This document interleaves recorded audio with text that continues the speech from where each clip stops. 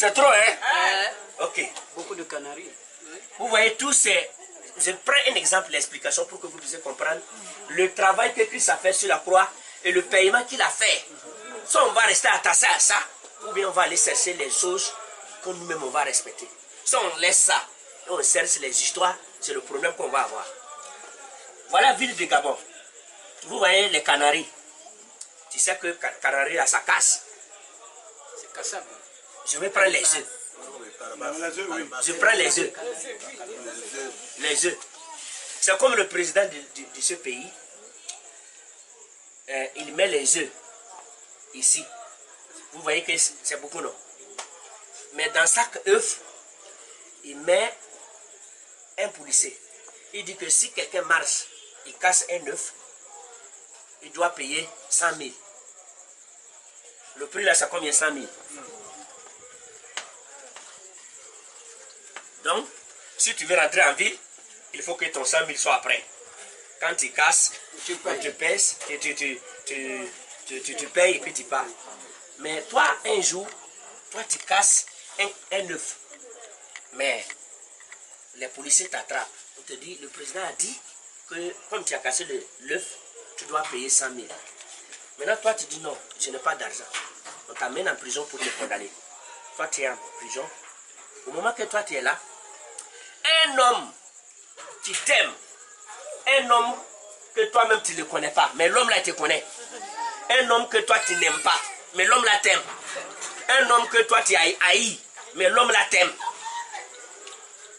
Je demande si cet homme-là, si j'étais à la place de cet homme, je pouvais venir payer le 100 000 francs pour cet homme.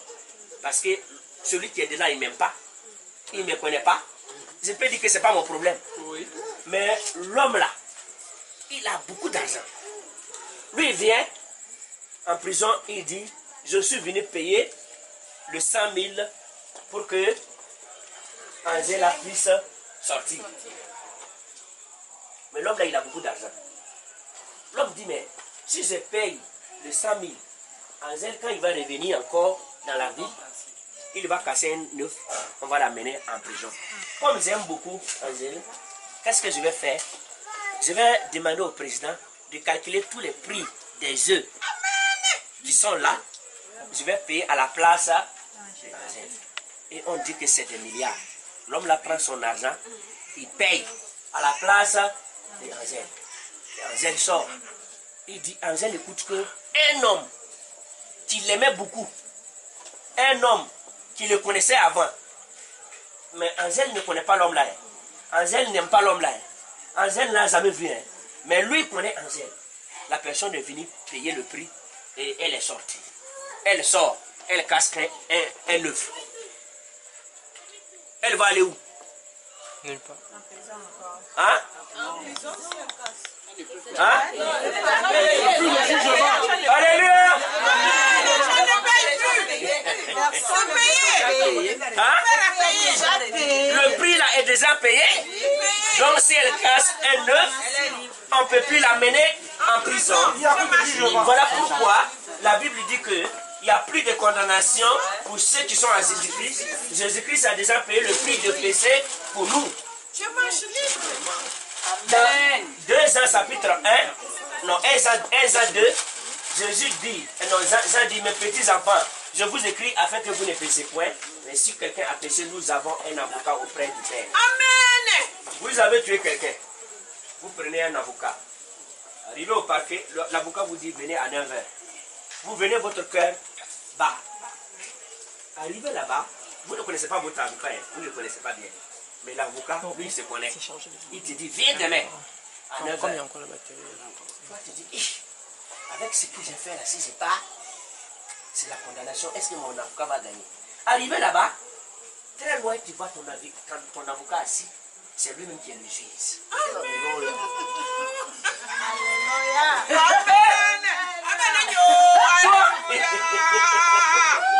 Alléluia. Moi, j'ai mon avocat. Moi, j'ai mon avocat qui n'est pas n'importe qui. Et c'est lui qui est le juge. Donc, mon avocat m'a rassuré que vient demain à 9h. Je vois que c'est mon avocat qui est juge. Je dis, hé, Or, c'est mon avocat qui va prononcer le jugement envers moi. Voilà pourquoi la Bible dit que nous avons un avocat auprès du Père. Le péché que tu as commis hier, il est à la droite de Dieu, il intercède. Le péché que tu as commis aujourd'hui, il est à la droite de Dieu, il intercède. Le péché que tu commettras demain, il est à la droite de Dieu, il intercède. Voilà la bonne nouvelle que les apôtres donnent. Mais chaque fois, ni les adultères, ni les menteurs, ni les fornicateurs, on dirait qu'eux-mêmes ne commettent pas le péché. C'est des faux prophètes. Et tous ces sont dedans. Ils sont dedans. Tous les jours. Voilà pourquoi vous devez quitter tous ces faux prophètes-là pour revenir. Que le Seigneur Jésus-Christ soit avec vous. Si vous avez des questions, si quelqu'un a des questions, on a le temps des questions. Tant de questions. Quelqu'un a une question? Ma soeur, tu partais dans quelle secte?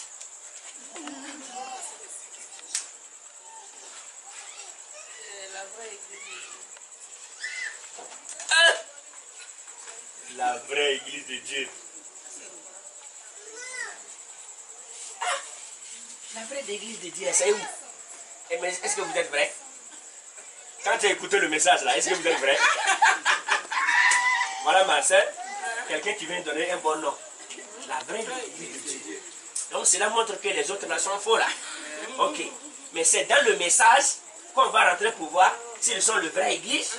Parce que le vrai église doit parler comme Pierre, Jean, Jacques, Timothée et Tite. Comme ce que les apôtres ont fait. Si maintenant il laisse ce que les apôtres ont fait pour faire autre chose, c'est grave. Il paye la dîme et les offrandes. Est-ce qu'il paye la dîme et les offrandes? Mais quelqu'un qui dit que je suis en vraie église, il paye la dîme et les offrandes. Pose, arriver là-bas, il faut appeler le pasteur et dire ah, comme nous sommes une vraie église. Faut qu'on arrête.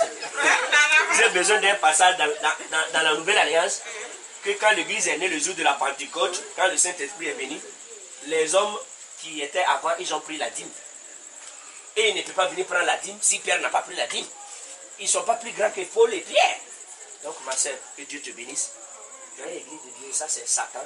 Il faut quitter pour revenir à la vérité. Jésus va t'accueillir et tu seras simple comme moi. Amen. Comme Angèle. Alléluia. Amen. Vous avez une question? Ma soeur, et toi tu vas où? Toi tu vas dans quelle église? Le nom de ton église. Quand tu es l'église dit Garonne. Ce que tu as écouté ce soir là, est-ce que c'est conforme? C'est conforme? Ici? Alléluia. Amen. Oui. Sincèrement, depuis j'ai cherché à connaître et à savoir. Comme Dieu a permis que je puisse arriver ici, là, et puis il va être bien placé pour me répondre à cette Parle fort, c'est-à-dire il faut parler fort, il faut soit vivant, il ne faut pas avoir peur. En fait, j'aimerais juste savoir qu'est-ce qu'un père spirituel ou un papa spirituel. Tu sais? Pourquoi un père et qu'est-ce qu'un père spirituel? Père spirituel. Okay. Qu'est-ce que Jésus a dit à ses apôtres? Jésus a dit quoi à ses apôtres? Jo, quel passage qu'il dit? Matthieu 23. Jésus avait dit à ses apôtres, tu sais, faites attention. Dans Actes chapitre 10, je vais vous donner une histoire qui est là-bas, Actes chapitre 10. Dans Actes chapitre 10, vous verrez que quand Corneille, Pierre est parti dans la maison de Corneille, Corneille, il voulait se prosterner devant elle pour l'adorer. Pierre a dit non, il ne faut pas te prosterner devant moi. L'apôtre Pierre refuse qu'on se prosterne pour l'adorer, pour le saluer. Ces démons-là, ils sont assis. Pour le saluer, il faut faire comme ça.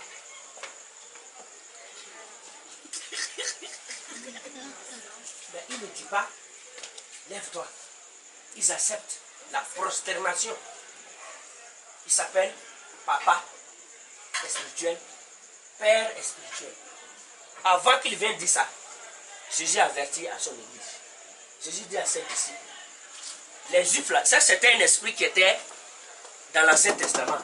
Les Juifs dans le temple, quand les rabbins viennent, les pharisiens viennent, ils ont des longues robes et les gens se prosternent devant eux, on les salue. Jésus dit à ses apôtres là, vous là, les gens font ça. C'est là ils font ça. Mais vous, qu'est-ce qu'il dit? Lis. Matthieu 23. Matthieu 23. Ok, là il dit... Verset combien? On va lire, je sais pas...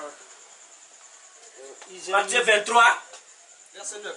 Verset 9, hein. N'appelez personne sur la terre votre Père, N'appelez personne votre Père. car un seul est votre Père. C'est le seul, là, celui qui est votre Père, c'est Dieu. Continue. C'est lui qui est dans les cieux. C'est Dieu qui est dans le ciel, qui est votre Père. Continue. Ne vous faites pas appeler directeur. C'est moi le Un seul est directeur, votre directeur, le président de l'église, Amen. vice-président, Amen. secrétaire général, trésorier général. Vous avez vu l'apôtre Pierre, ou Paul qui dit que je suis le président de l'église. La Bible dit que Jésus-Christ est le chef de l'église. Si je suis le président, Jésus va être quoi? Vice-président? Quelqu'un va dire que moi c'est le président. On appelle fondateur. Président fondateur de l'église. C'est les démons. Continue. Continue. Le plus grand parmi vous sera votre serviteur. Continue. Quiconque s'élèvera sera abaissé, C'est vrai. et quiconque s'abaissera sera élevé. Donc père est spirituel, quoi, maman est spirituelle, quoi, tout ça là. C'est les démons. C'est normal que ça se manifeste là-bas parce qu'ils n'ont pas le Saint-Esprit. En fait, j'ai dit ça parce qu'il y a eu un message qui était sorti quoi, où le pasteur disait de s'occuper de ton papa spirituel. Ton père est spirituel. Voilà. Soit celui qui te baptise ou le pasteur là où qui t'enseigne dans l'église là où tu es actuel. Mais est-ce que lui il est pasteur? Qui lui a dit qu'il est pasteur? C'est un prophète. Voilà. Il dit qu'il est pasteur, mais il n'est pas pasteur. C'est pas Dieu qui l'a. C'est lui que Dieu envoie, ramène les hommes à la Bible. La Bible n'a pas dit que les faux prophètes vont venir. Quand la Bible dit que les faux prophètes vont venir, il y avait catholiques. Qui sont ceux-là qui disent que les faux prophètes vont venir? C'est pas Paul qui était à Éphèse. Il dit que les faux prophètes vont venir. Il n'y avait pas catholique, il n'y avait pas protestant, il n'y avait pas les baptistes, il n'y avait pas les pentecôtistes, il n'y avait pas l'église, vous dites éveillé. Comment je ne peux pas appeler quelqu'un qui est mort et puis vous appelez église éveillée. Témoin de Jéhovah, vie profonde. Arrêtez de souffrir. Ça peine. Mais on dit arrêtez de souffrir, vous partez là-bas. Vous souffrez encore chaque jour. Vous souffrez. Mais il n'y a pas quelqu'un qui va soulever la main pour dire pasteur, vous avez écrit arrêtez de souffrir. Mais depuis que je suis là, je souffre. Les gens continuent d'aller. On a commencé à prier. Marchez ma boîte. Ça c'est grave. Donc, s'il y a une autre question encore. Il y en a qui disent que Paul appelait Timothée son fils spirituel. Donc, c'est ça qui leur donne. Pour l'apôtre Paul, c'est Paul qui a engendré Timothée avec évangile. C'est normal. Est-ce que tu vois? Mais vous avez vu un passage que Timothée vient dire, Père, papa. Vous avez vu ça? Non. Il n'y en a pas. Mais l'évangile que Paul a donné à Timothée, ça l'a sauvé là. Ça l'a enfanté. L'évangile là, ça enfante des enfants. C'est-à-dire, je prêche l'évangile, toi tu as reçu, ça t'a enfanté. Toi aussi tu vas enfanter ma soeur. Elle aussi va enfanter l'autre. C'est comme ça. C'est l'évangile là que nous prêchons. Ils deviennent des papas. C'est comme ça. Si quelqu'un a une question. Oui. La fornication. C'est quoi là? Que là-bas, ils disent que tu ne vas pas sortir avec si tu n'es pas marié. Fornication. D'abord, la fornication veut dire l'adultère, non? Adultère. D'abord, combien de personnes qui ne sont pas encore mariées ici? C'est beaucoup, hein? C'est beaucoup, hein? Combien de personnes qui sont mariées?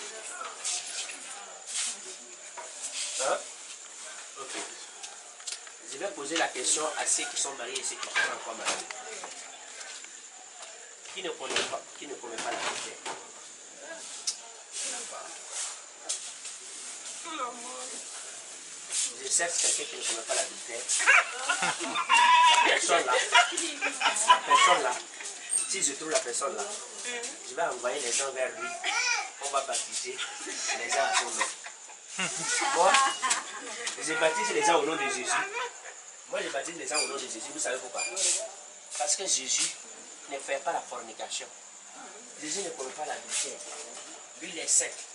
La Bible dit qu'il est le seul juste. Voilà pourquoi j'invite les gens vers lui. Mais si je trouve quelqu'un aussi au Gabon qui est juste, je vais commencer à baptiser les gens à son nom. Bien, on va voir fornication, l'adultère. Que ce soit fornication, l'adultère, c'est les mêmes noms. Ok, Matthieu chapitre 5, verset 27. Matthieu 5, verset 27. Matthieu chapitre 5, verset 27 dit quoi? Vous avez appris qu'il a été dit. Vous avez appris qu'il a été dit dans l'Ancien Testament. Tu ne commettras point d'adultère. L'Ancien Testament dit qu'on ne doit pas commettre l'adultère. Mais moi, Jésus, je vous dis. je vous dis. Moi, je vous dis. Hein? Quiconque regarde une femme. Quiconque regarde une femme, regardez. Hein? Pour la convoiter, a déjà commis un adultère avec elle dans son cœur. Merci. Matin jusqu'à le soir. Bon, je vais commencer. Peut-être c'est les femmes, c'est les hommes qui regardent, les femmes ne regardent pas. Je vais donner la parole aux femmes là d'abord. Matin jusqu'à le soir. Combien de garçons que vous regardez pour convoiter? Moi, je ne peux pas compter. Hein? Je ne peux pas compter. Mais Thomas est facile, hein?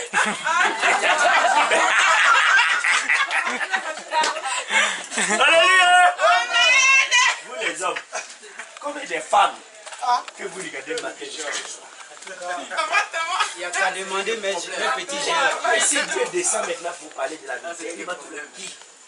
Même juste le pasteur jusqu'au fidèle. Donc je crois qu'ils aient répondu à la question.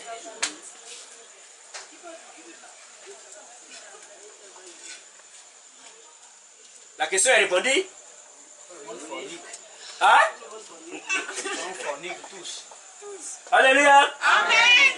C'est ça. S'il y a une autre question. Et il parle de fornication, il parle du PC là. Et même il ne comprend pas qu'est-ce que le PC veut dire. Si on va prendre le PC pour les juger là. Attends, j'ai besoin de 3 passages. Je vais donner 3 passages seulement concernant le PC. Le PC, Ecclésiaste chapitre 17 verset 20. J'aime ce passage là. Ecclésiaste chapitre 17 verset 20. Ecclésiaste 7 verset 20. Qu'est-ce qu'il dit? Ecclésiaste 7 20 dit quoi ma soeur? On a dit ça plusieurs fois. Hein? Ecclésiaste chapitre 7 verset 20. Non, Hein? il n'y a sur la terre Non! Il n'y a pas quelqu'un sur la terre. Reprends. Non. Non. il n'y a sur la terre point d'homme juste qui fasse le bien et qui ne pêche jamais. C'est qui? Ecclésiaste chapitre 7 verset 20. Il dit non. Il n'y a personne sur la terre qui fait du bien 100% qui ne pêche jamais. Vous connaissez l'homme? Hein? Job 15, 14. Évangéliste Edgar. Gaspard.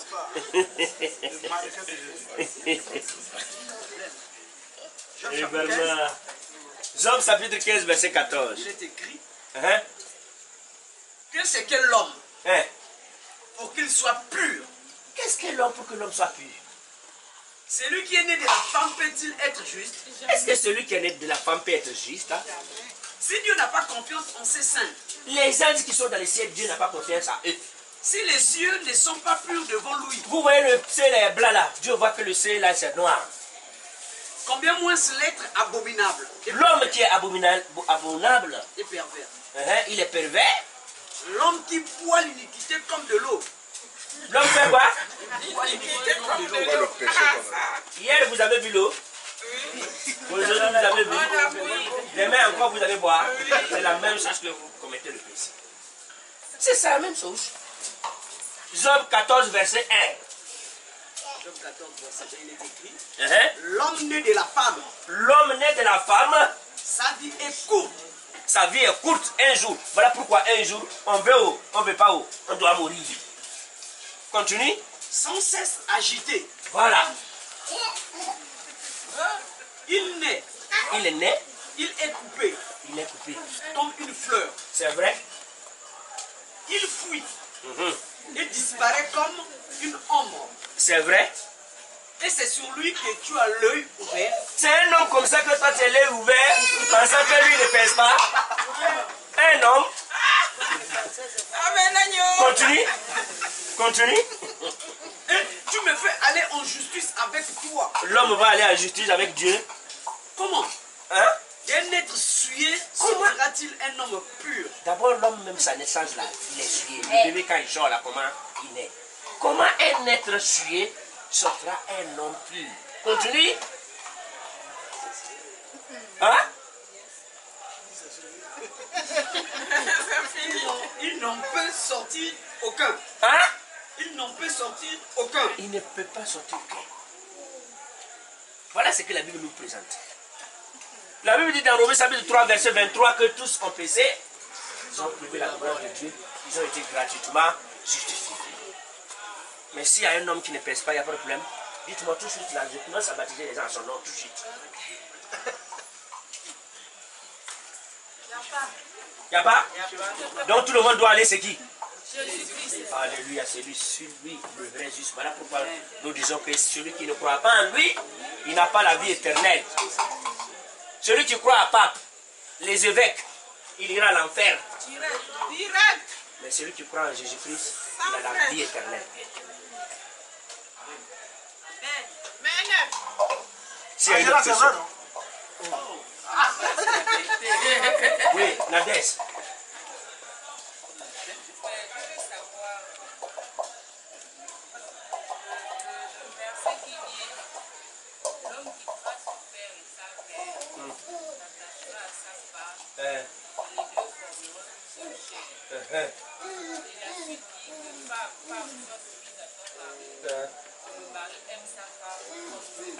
Oui. Je prends encore. L'homme qui prend son père et sa mère, s'attachant à sa femme, et les deux deviendront une seule chair. Maintenant, les recommandations qui ont été données depuis, c'est que la femme doit être soumise à son mari, et son mari doit aimer sa femme comme lui-même. Parce que quand on essaie de voir un peu par rapport à la réalité, je vois qu'on a du mal à accomplir cela. Qu'est-ce que ça veut dire? Voilà. Bien. D'abord, même le mariage, même c'est quoi? C'est les choses spirituelles.